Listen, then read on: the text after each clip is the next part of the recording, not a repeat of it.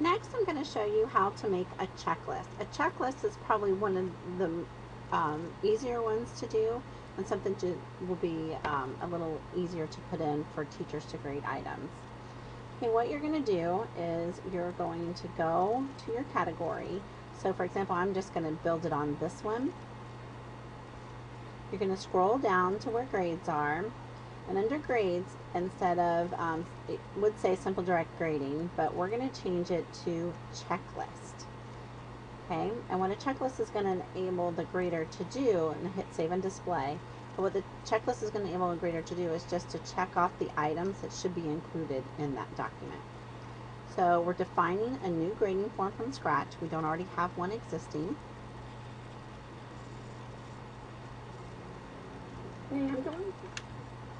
And it's going to ask you to give it a name. So for this one, we're going to give it a name of map rubric. And then it's going to ask you to give a definition. You can often put directions for the grader, or anything that you need the grader to know. Then down here, it gives you your checklist.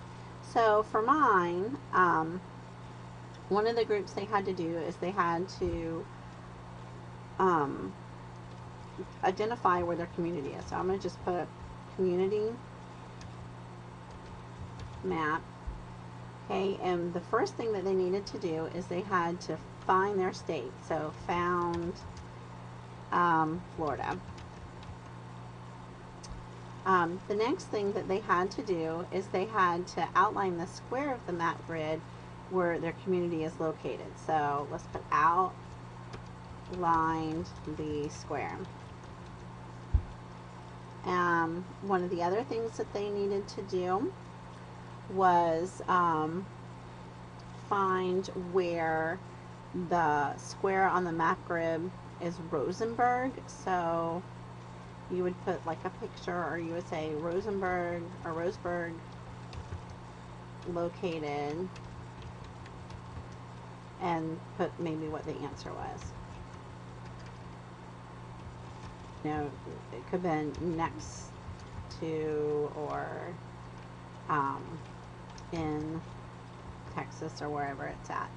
So you would go on and you would keep doing that and adding points on there. You can add more items if you want, but the idea is that you kind of would put the answers here so that this teacher can go along and just check off what they need. Once you're done, you're going to uncheck all the things that is for the grader, or the person being graded. Otherwise, they're going to actually see the answers. So allowing the users is the student, so we're going to uncheck everything that has users. Display points for each item during evaluation, yes. Display points for each item to those being graded, no. Allow grader, that's the teacher, we can do that one, and we can do that one. And show all remarks to those being graded, we're going to do. So you're going to save checklist and make it ready. And you'll notice that it'll give you and the teacher an example of what all is being done. And when the teacher goes in to actually grade that, so let's say they're grading one of their students,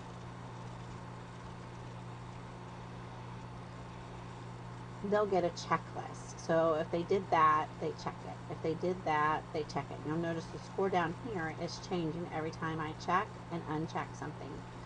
So automatically it will go ahead and figure out what the amount, what the grade is, or what the amount is. And the grade is, out of 100, or the grade already in there is 100 because this is assignment's already been graded, but it'll change this down here to aggregate to that 100.